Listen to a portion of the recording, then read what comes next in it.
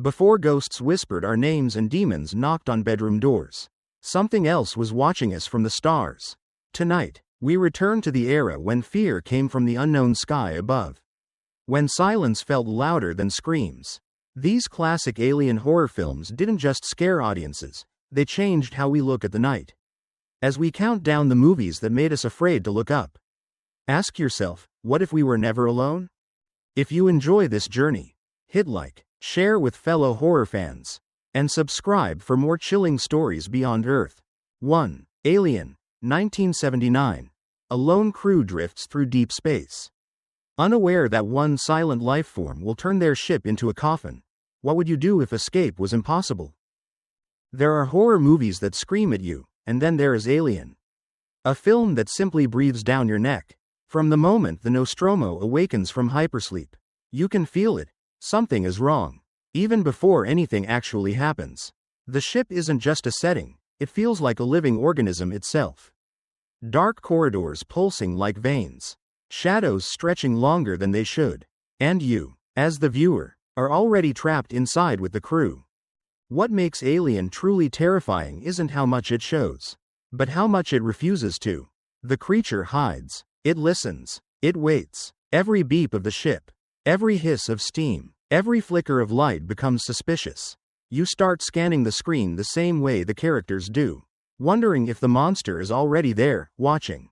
Have you ever noticed how quiet this movie feels? That silence is deliberate. It gives your imagination room to betray you.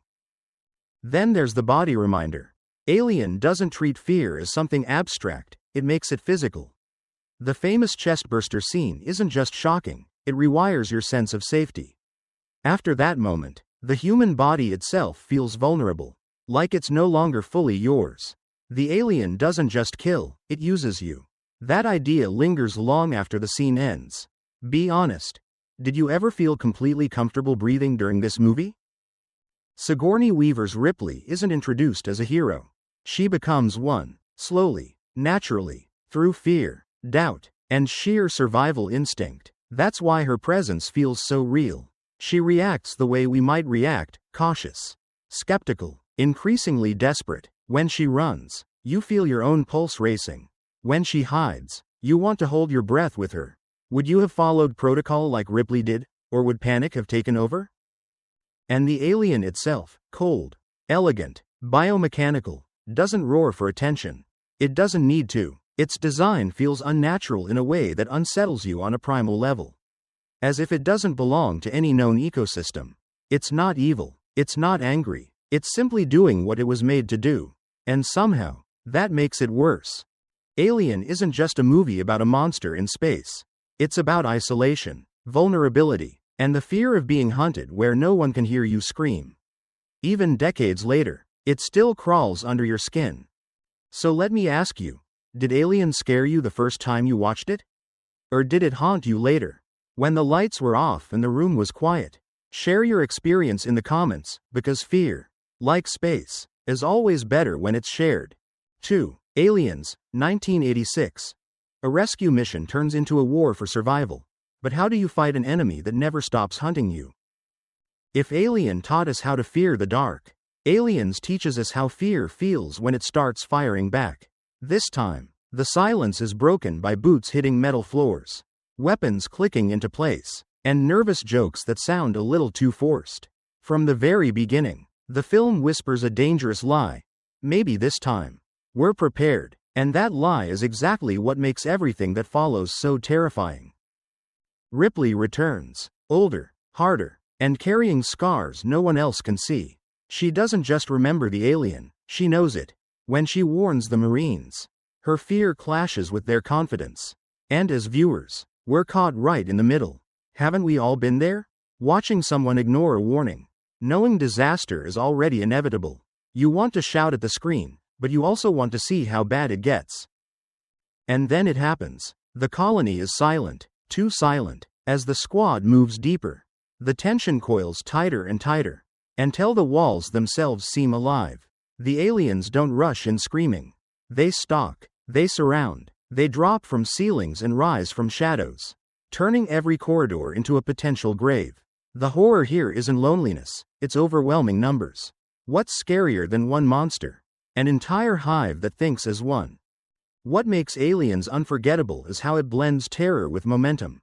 You barely have time to recover before the next wave hits. Your heart stays elevated, your nerves frayed, and suddenly you realize something chilling. Even with guns, even with armor, humans are still prey. Did you ever notice how quickly bravado disappears once the shooting starts? Confidence dies fast in that hive. Ripley's transformation reaches its peak here. She isn't just surviving anymore, she's protecting. Her bond with Newt adds an emotional core that cuts deeper than any alien claw. Fear becomes fuel, maternal instinct becomes a weapon. And when she steps back into the nest, you feel it.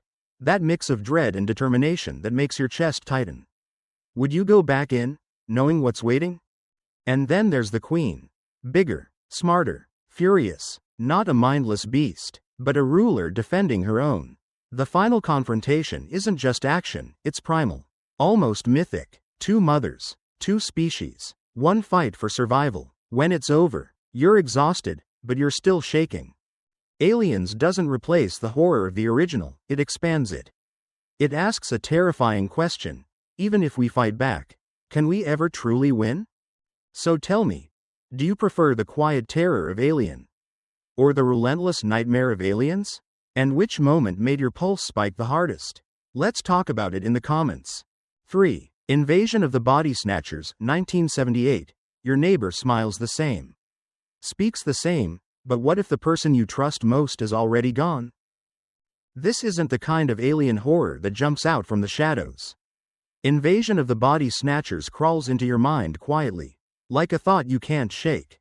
It begins with small things, strange glances, awkward pauses, loved ones who suddenly feel distant. At first, you might brush it off. Bad mood, stress, fatigue, but deep down, a question starts to echo. What if they're not themselves anymore? The brilliance of this film lies in how normal everything looks. The city still breathes, people still go to work, conversations still happen, and yet, something essential is missing. Emotion drains away, leaving behind hollow smiles and empty eyes. The aliens don't conquer with violence, they replace. They copy your face, your voice, your memories. Imagine waking up one day and realizing the person sleeping next to you is only pretending to be who they were. Would you scream, or would fear freeze you in place? As the paranoia spreads, you begin to doubt everyone, friends, coworkers, even yourself. The film forces you into the same mental trap as its characters. You start watching people's reactions, listening for cracks in their tone, searching for proof that they're still human. And here's the terrifying part. The movie never gives you certainty. You're constantly guessing. Isn't that exactly how real fear works? Donald Sutherland's performance pulls you deeper into this nightmare. His character isn't heroic or fearless, he's confused, desperate, and slowly unraveling. As the world around him loses its humanity, you feel his isolation growing heavier. There's no safe place left. Because safety depends on trust, and trust is the first thing this invasion destroys. Have you ever wondered how long you could pretend everything is normal if everyone else already has? The atmosphere is thick with dread. Streets feel colder, rooms feel emptier, even daylight offers no comfort. Unlike typical alien films, there's no dramatic showdown, no clear victory. Instead, the horror comes from inevitability. Sleep becomes dangerous. Exhaustion becomes a weakness. You can fight for a while, but how long can you stay awake before your body betrays you? And then comes the ending, sudden, cruel, unforgettable, a moment that punches you in the gut and leaves you staring at the screen in silence. It doesn't just scare you, it warns you. It suggests that resistance isn't always loud, and defeat doesn't always look like chaos. Sometimes, it looks like everyone calmly moving on without you. Invasion of the Body Snatchers isn't about aliens from space. It's about losing identity, connection, and individuality. It asks a chilling question. If everyone around you changed overnight, how would you know you're the last one left?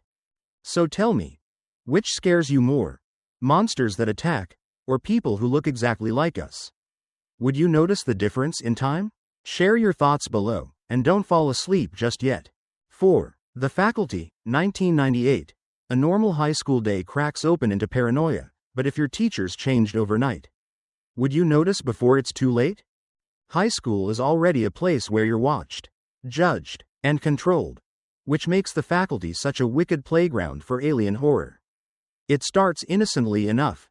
Classrooms, lockers slamming, teachers barking orders, but then something shifts. Authority feels colder, smiles linger a second too long, and suddenly, the adults who are supposed to protect you feel like predators wearing familiar faces.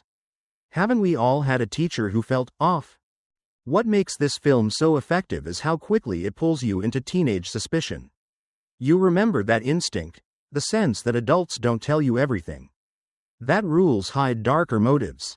The faculty turns that feeling into a full-blown nightmare. One by one, teachers transform from strict to sinister, not through grand reveals, but through subtle changes in behavior. A tone shift, a stare held too long, and once you see it, you can't unsee it. The students become our eyes and ears, scrambling to piece together what's happening before the school, and the town, is lost.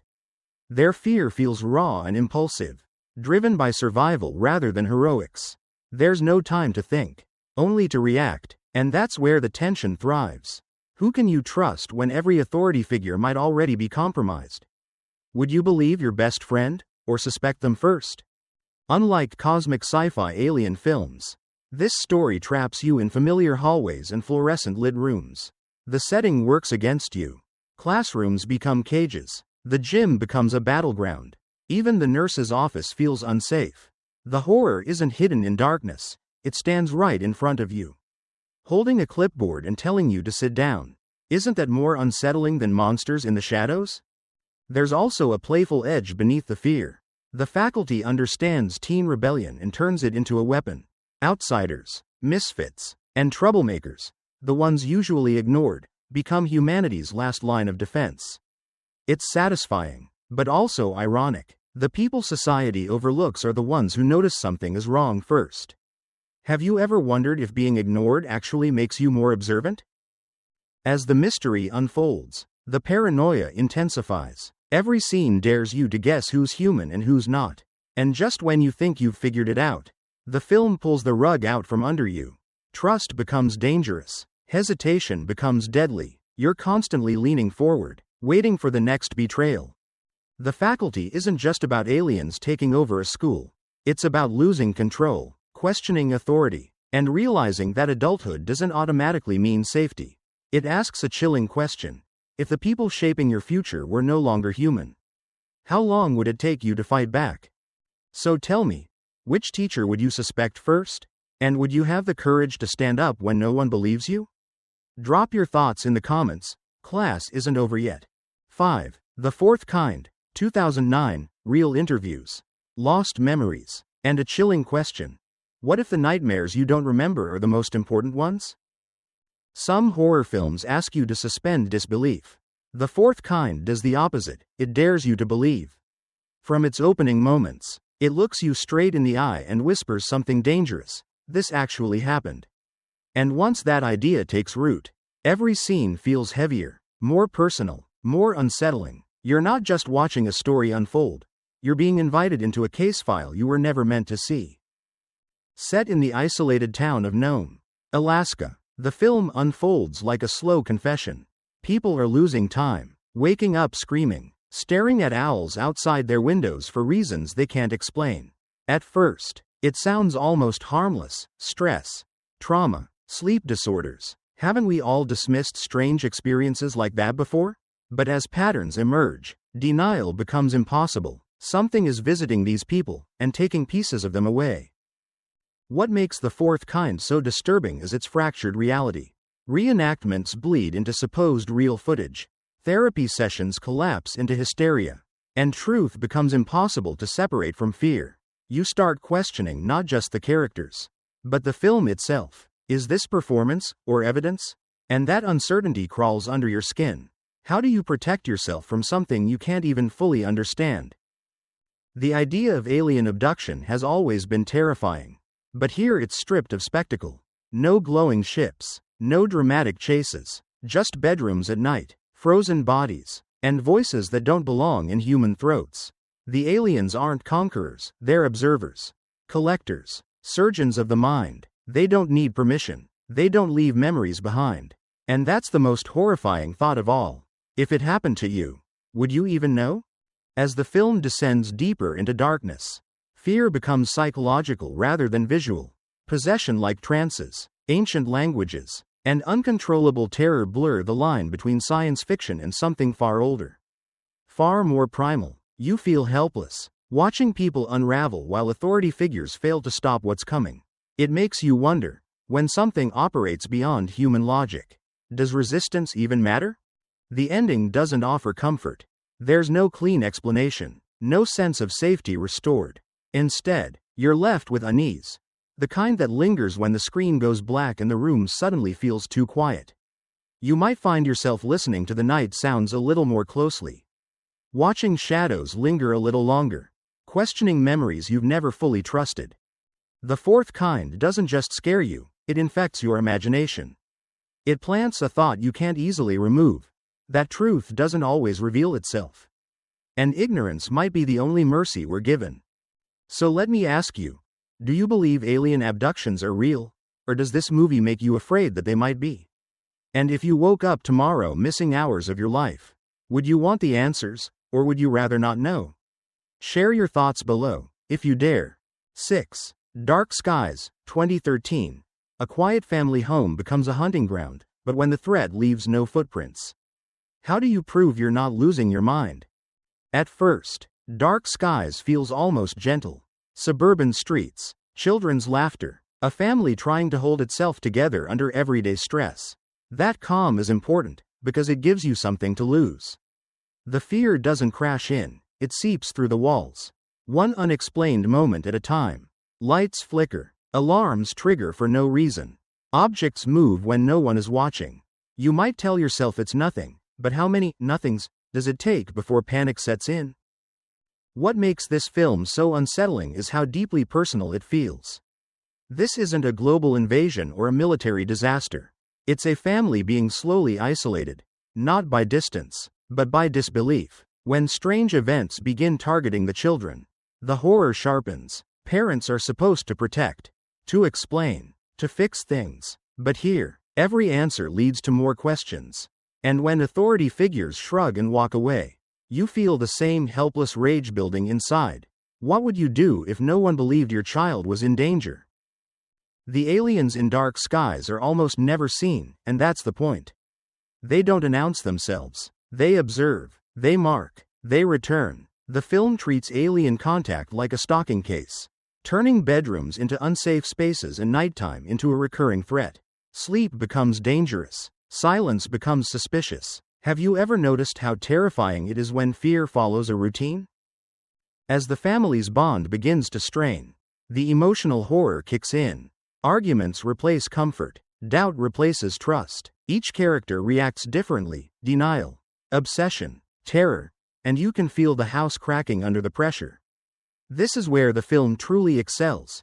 It understands that fear doesn't just come from monsters, but from watching loved ones change under stress. Would you hold your family closer, or push them away to protect them? There's a cold logic to the aliens' behavior that makes it worse. They aren't cruel in a human sense. They're methodical, scientific. Children are chosen not out of malice, but suitability, and that detachment is chilling. You're forced to confront an awful thought. To them, we aren't enemies, we're subjects.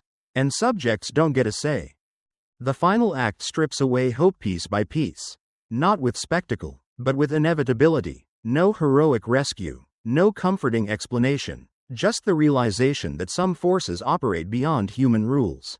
And love alone isn't always enough to stop them. When the screen fades, the fear doesn't end, it lingers in quiet rooms and dark hallways. Dark Skies asks a haunting question: if something took the people you love without leaving evidence, how far would you go to be believed? Would you fight louder? Or would fear eventually silence you? So tell me, did this film scare you because of the aliens, or because it felt like it could happen? And if your home stopped feeling safe, where would you run? Share your thoughts in the comments before night falls again. 7. Signs, 2002. Strange symbols appear overnight, but when the message comes from the sky, are we meant to run, or to listen? Signs doesn't rush toward fear. It lets fear walk slowly into your life. The way unsettling news does when you don't want to believe it. It begins with crops cut into impossible patterns, as if the land itself is trying to speak. No explosions, no armies, just a quiet rural town and a family already struggling with loss. From the very first scene, you can feel it. This story isn't really about aliens. It's about what happens when faith, reason, and fear collide. The beauty of Signs lies in its restraint. You don't see the invaders clearly. And when you do, it's brief, accidental, almost intrusive. A shadow passing, a figure frozen on a rooftop, a moment caught on shaky footage that makes your stomach drop. The film understands something essential about fear. The less you show, the more the audience fills in the gaps. And those gaps are terrifying. Be honest. Which scene made your heart stop without showing anything at all? At the center is a family fractured by tragedy. A former priest who no longer believes. Children who sense danger before adults do. A brother trying to hold everything together with humor and denial.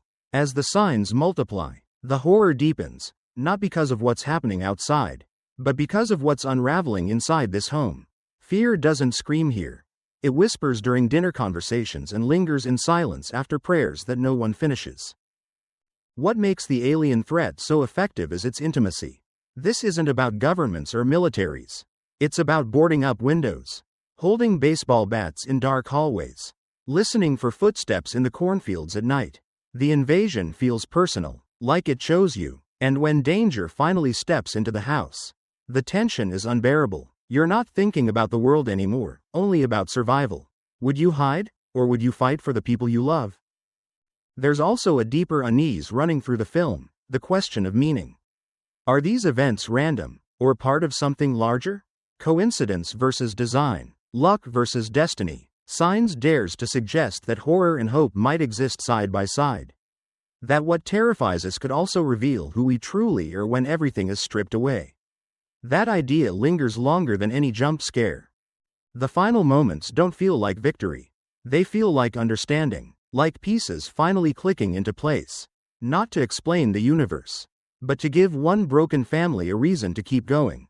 It's quiet, emotional, unexpected, and that's why it stays with you. Signs isn't just about aliens watching us from above. It's about us watching the sky, wondering if someone is listening, or if we ever were.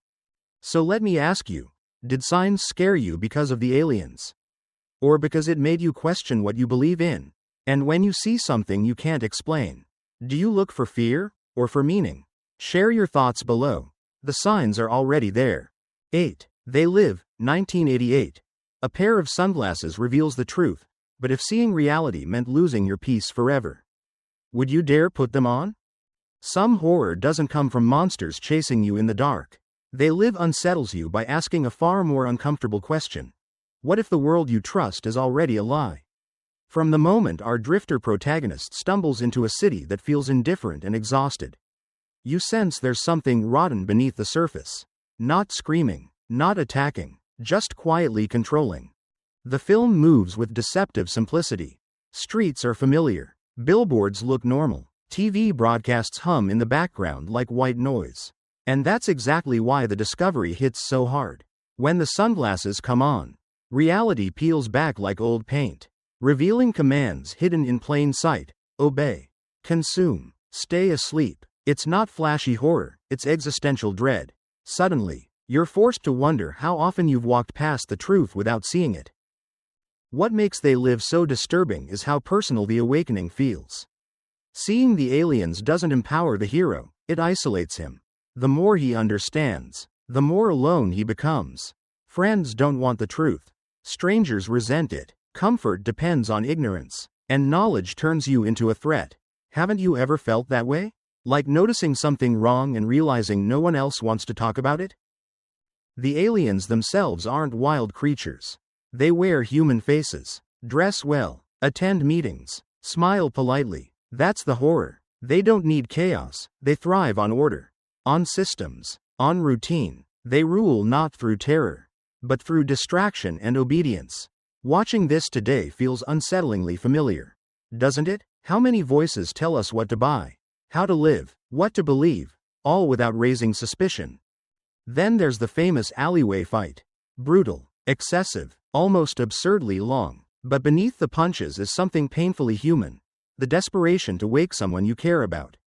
The hero isn't trying to win, he's trying to share the burden of truth. And the resistance he meets feels real. Because waking up isn't easy.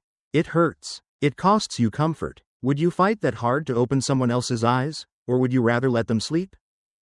John Carpenter wraps this nightmare in dark humor. But the message cuts deep. They Live suggests that the scariest invasions don't arrive from the sky, they blend into daily life. They become normal, invisible, accepted, and once you see them, there's no going back. You can't unsee the commands. You can't pretend anymore. By the end, you're not sure whether to laugh, rage, or sit quietly with the discomfort. The film doesn't offer easy answers.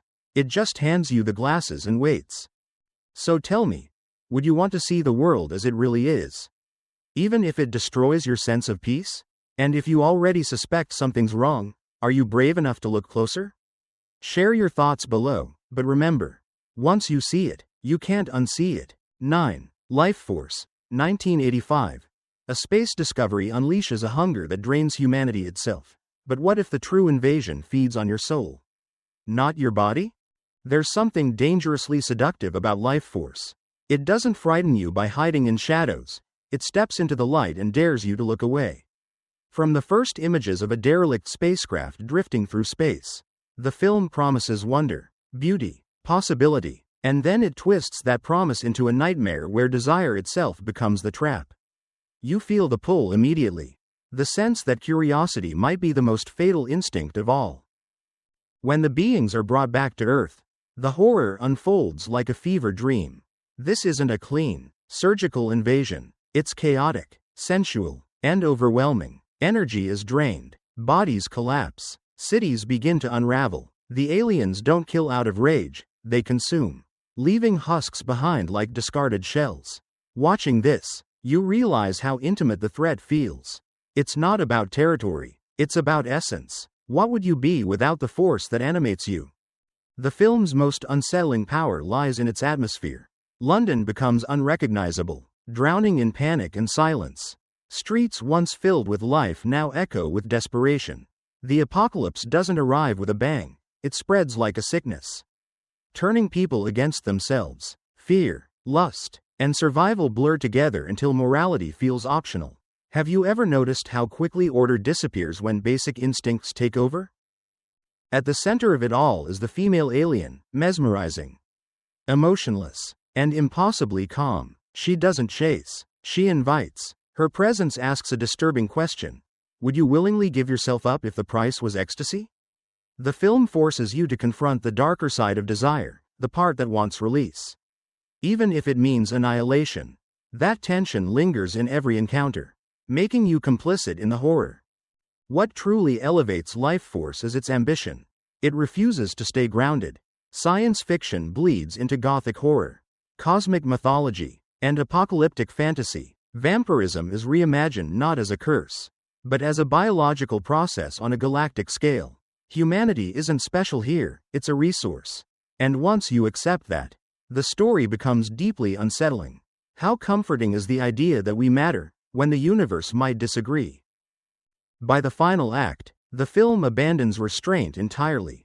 It becomes wild, operatic, and unashamedly excessive. Some scenes feel surreal, others almost biblical. You're no longer watching a story, you're experiencing a collapse. And when it ends, you're left oddly drained, as if the movie itself took something from you. Lifeforce doesn't just scare you, it intoxicates you, then punishes you for enjoying it. It asks a haunting question. Is survival worth it if it costs you your humanity? So tell me, did Lifeforce disturb you because of its horror, or because it made destruction feel beautiful? And if something promised you transcendence at a terrible price, would you resist, or surrender? Share your thoughts below, before the hunger returns. 10. Communion, 1989. A writer searches for answers to strange encounters, but what if remembering the truth is more terrifying than forgetting it? Communion doesn't grab you by the throat. It invites you in, calmly, almost gently, and then slowly dismantles your sense of safety. From the beginning, it feels intimate, like someone sitting across from you late at night, lowering their voice before admitting something unbelievable. This isn't a story about invasion. It's about intrusion, the kind that slips past locked doors and settles inside your memory. The film follows a man who isn't looking for aliens. He's looking for understanding. Strange events plague his life: missing time, fragmented recollections, images that surface without warning. At first, he doubts himself, and so do we. Stress, imagination, fear. We've all explained things away like that, haven't we? But as the pieces begin to surface, denial becomes harder to maintain. Something happened, something real, and it didn't ask permission. What makes Communion deeply unsettling is its psychological honesty. The fear isn't loud or dramatic. It's quiet, awkward, and deeply personal. The alien encounters aren't framed as action set pieces, but as moments of profound vulnerability. Being watched, being studied, being exposed. The visitors don't rage or attack, they observe with eerie curiosity. Like children pulling wings off insects just to see what happens. How do you protect yourself from something that doesn't even see you as a threat? The film's tone drifts between wonder and terror, often in the same scene. There's an unsettling innocence to the aliens, especially the now infamous visitors, with their wide eyes and almost playful demeanor. And that's exactly why they're so disturbing. They don't feel evil, just indifferent. Imagine trying to explain your fear to something that doesn't understand fear at all. Would that make it less frightening, or far worse? Memory becomes the true battleground. Hypnosis sessions peel back layers of repression, revealing moments the mind tried desperately to bury. Watching this process feels invasive, almost uncomfortable, as if you're witnessing something too private. The film asks an uncomfortable question. How much of who we are is shaped by what we choose not to remember? And what happens when those memories refuse to stay hidden? There's no triumphant resolution here. No clear answers. Communion ends the way it lives, ambiguously. You're left unsure what to believe, but certain of one thing. The experience changed him. And maybe it changed you too. The fear doesn't fade when the credits roll. It lingers in late-night thoughts and half-remembered dreams. Communion isn't about aliens arriving on Earth. It's about what happens when reality slips. Just enough to make you question your own mind. It suggests that truth isn't always empowering. Sometimes it's destabilizing. So let me ask you, would you want to remember an encounter like this if it shattered your sense of reality? Or is forgetting the only way to stay sane? And if something visited you in the night, would you even trust yourself to know? Share your thoughts below. Some truths don't stay buried forever. And now, after Communion fades into that uneasy silence, we're left alone with a simple question. What if the scariest alien horror isn't invasion, but realization? These films didn't just show us monsters from the stars, they whispered doubts into our minds. Doubts that still linger when the lights go out. Which one stayed with you the longest? And why? Drop your thoughts in the comments. If you felt that chill tonight, don't forget to like, share, and subscribe, because the next encounter is always closer than you think.